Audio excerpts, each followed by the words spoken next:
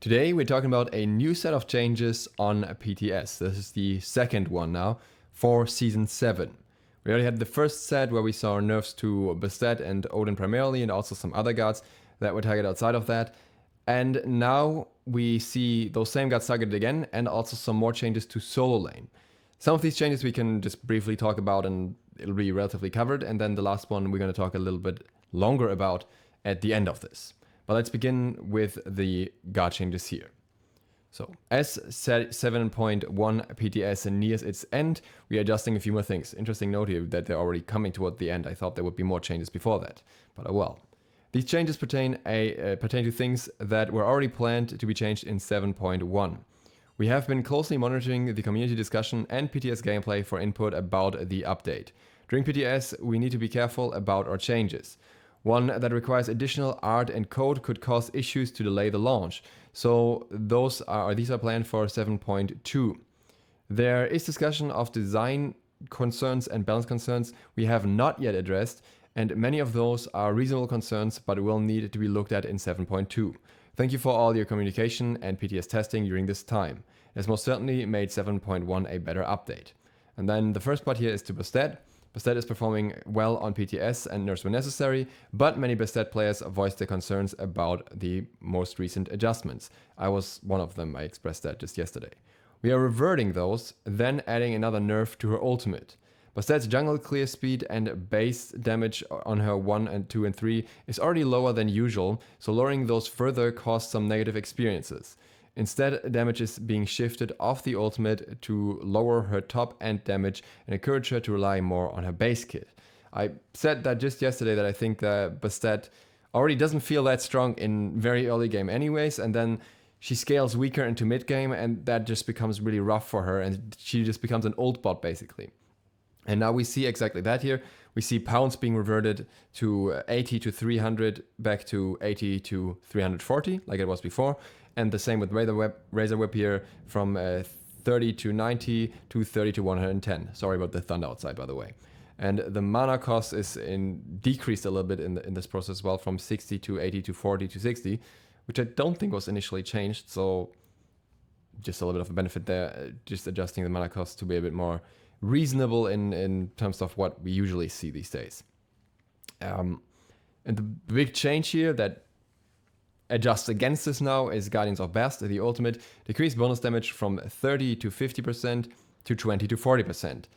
I think that that's the right way to go. I think the ult is what was too strong, not the other abilities.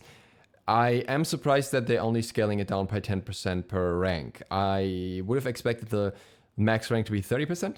It's still 40%, which means you can still get 180% scaling if you land your ability in the right place. But we'll see how that goes in the long run, and I could imagine that this could be nerfed further, and they would be relatively easy to do. They can easily lower the duration of this ability itself, they can easily tweak these numbers down a bit, and it would already have a drastic impact without having to touch the base kit. So I think these are very good changes, and I'm very happy with the direction they are going with Bastet in. The next one is Odin. Odin's new groove is quite a powerful one. He continues to dominate the PTS with his new ability.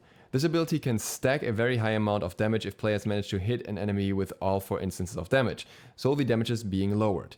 This ability is still a relatively long total channel time, so it does need to maintain slightly higher damage, but it was clearly overtuned.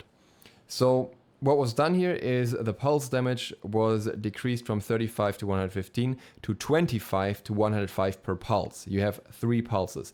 This was initially even higher. It's the max rank was initially 125, so I think it's at least 10 off per rank. I can actually verify that here. Yes, initially it was 45 per tick. So it's 45 per tick down to 25 per tick. 60 base damage off all ranks. That's a lot, especially in early game. This makes a huge difference in terms of the damage output of this ability, because you have to keep in mind that you are channeling this for 0.7 seconds per tick. So in total, it is still 2.1 seconds roughly to get through the ability. I haven't exactly timed it, like when the first tick happens, so it might be a little bit shorter. Actually, the first tick might be instant, then it would just be 1.4 seconds, but somewhere between that. Point is, it's still AoE damage, it's still good for clearing, it's still good for team fights, it still has a slow attached to it. So even if you're not hitting a single target for as much compared to using basic attacks, the overall damage output will still be very high with this due to the AoE effect. But the spear throw also gets a damage decrease in base and scaling. From 90 to 330 with 65% scaling to 80 to 280 plus 60% scaling. So 5% scaling, that really doesn't matter all that much realistically. But I think the base damage here especially is relevant. We're seeing a 10 base damage off per rank, so 50 base damage off at max rank, which is a lot. And I think this was necessary. I think that Young Smite, in combination with his Bird Bomb, was just way too much damage. He's had a ton of damage everywhere. Now it's a bit more evenly distributed, I would say. I could imagine that there might be scenarios where it might even be worth considering maxing the Bird Bomb first again. We'll have to see. I would say, like, technically, Gangne Smite is still a very, very strong ability overall, but way less overtuned than it was before. I guess, especially if you want AoE damage, the Bird Bomb will do more now, because Gangne Smite has that pulse aspect that is not always gonna apply fully to everyone, and the spear throw then is a single target. So, very good changes to Odin as well. I think this is gonna put him more in line, even though he may still be a strong release here, a strong rework, and that goes for the stat as well. I think Hyros will have to keep a close eye on both of them, but I think they can both be balanced better from where they are now after leaving PTS. And that brings us to the big deal of these changes, where I'm not so sure if that's going to bring balance. Solo lane. Many pros, Olympians and players have expressed concern with the solo lane. We want to make the 1v1 in that lane more impactful and make sure we reward aggressive laners, but some of our proposed changes were having unintended effects and discouraged fighting. With other classes also getting significant buffs, solo lane felt especially underpowered. We are reverting the change to blue buff and buffing Totem of Ku while retaining the scaling effect. We want each role to feel fun and impactful as the update launches, and after some 7.1 life data is accumulated, we will be able to make more confident adjustments. So, this is a little weird, in my opinion, because they specifically wanted to nerf solo going into Season 7. I think the role that was really buffed was ADC with a rage change, even though that was initially not the plan. Certain assassins that utilize crit. Mages were tweaked. They are not necessarily buffed, not necessarily nerfed, depending. And supports were buffed because a bunch of aura items just got more positive effects. And I would say Guardian's Blessing is probably buffed in most situations as well, depending really.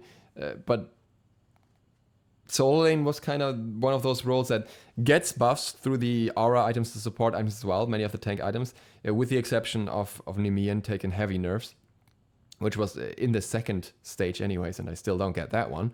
We'll talk about that in the future. But I thought that the idea was to just tune down Soul a little bit and maybe bring down Mystical Mail as an item a little bit as well, and therefore reduce the MP5. What we're seeing now is this. Reverted blue buff to provide 20% mana per 5 seconds. 20 flat mana per 5 seconds, as it was before. 10% cooldown reduction, and each time you hit an enemy guard with an ability, you regain 2% of your missing mana, which is exactly what we had on the blue buff before. And likewise, the Totem of Ku reward is changed from 10 to 20 to 30 to now 20 to 25 to 30 MP5 to the team, depending on when it's taken. This just means that essentially currently it's 25 at all ranks and at all points, and now you'll have a little less MP5 very early and a little more MP5 slightly later into the game, when it's like, I guess it's at 5 minutes and 10 minutes or something. We can actually check that back with the... Yeah. So it's going to be 20 MP5 for the first 5 minutes. Then after the first 5 minutes, it goes to the current state of 25 MP5. And then from 10 to 15 minutes, it goes up to 30. It's not a nerf. It's just adjusting it, making it a little bit weaker at one point and making it a bit stronger at the other point. It still loses the 5 gold that it was supposed to lose, I think. But that's just to offset the jungle gold that you get extra. So it doesn't really lose much. So I don't really know about this. I don't really know how to feel about this. I want to make a separate video where I discuss the Season 7 changes and their total impact as a whole, so to speak. But I don't understand why Blue Buff and Totem of Ku are almost fully reverted here. And at the same time, Warrior's Blessing is staying the same. I think these reverts are fine. But what I think should happen in return is Warrior's Blessing seeing some nerfs. Warrior's Blessing is still one of the strongest, if not the strongest blessings, not only in Conquest, but also even in other modes. It's so good that it's even picked up in other modes very, very frequently. And I don't get why it's not seeing any adjustments. I know that Hi-Rez specifically said with this patch, they wanted to target these other parts of Soul Lane when I brought up Warrior's Blessing to them, and they said, yeah, we're already nerfing Blue Buff and we're nerfing Totem, so we want to see how that goes. And now they're reverting that, and they're not doing anything to Warrior's Blessing still. I can hope that this is happening in patch 7.2, but it should be very obvious. I think I talked to a lot of solo laners as well, and I thought that most solo laners would disagree. They would not want any nerfs to their role, as most people don't. But most solo laners actually that I talked to agreed that they thought it would be better if we had more flexibility in solo and early game by not forcing Warrior's Blessing so much and giving players more other options that they can build into by making Warrior's Blessing less overwhelming in stats. Much like you have the ADCs that can start with Transcendence, much like you have the mid laners that can start with Doom Orb, or now with the Restored Artifact. I think it's tier 2 artifact at least. Yeah, the only other roles that are forced to start with their starters are support and jungle, because they have starters that are specifically designed for their purpose. They're not starting with these items because they have such good stats on them. They are starting with them because they kind of have to. And stat-wise, Warrior's Blessing could be put in a place where you can use it if you want the early sustain, but you could also go into heavier specific targeted defense in the early stages and get your first full defense item earlier, if it's more beneficial in the particular situation that you want to play. If you, for example, want to play a more defensive character in early game. And I don't understand why that's so, I don't know, off limits for Hi-Rez, but maybe it's still happening. And maybe we'll see some other changes in conjunction with that. Maybe we'll see adjustments to the jungler totem, and that will then affect Totem of Ku as well or something. But that's what we have so far, and I really hope that Hi-Rez considers the changes about Soul Lane a little bit more. Though I do agree that the revert of the blue buff was mostly a good choice, at least, because it was really weird to make it so low value compared to many other buffs. That is it for this video. I know I was planning to do the new starting strat today. I'm gonna have to postpone that until tomorrow because of this video. But that's fine. I'll just be making that video tomorrow instead. So if you want to hear me talk about the new starting strat and a way to counter invades or avoid invades entirely, then feel free to tune in tomorrow. And if you haven't yet, then feel free to sub button and the bell so you'll be notified of that. Other than that, thank you very much for watching. I hope to see you all for the next one tomorrow. DukeSloth out.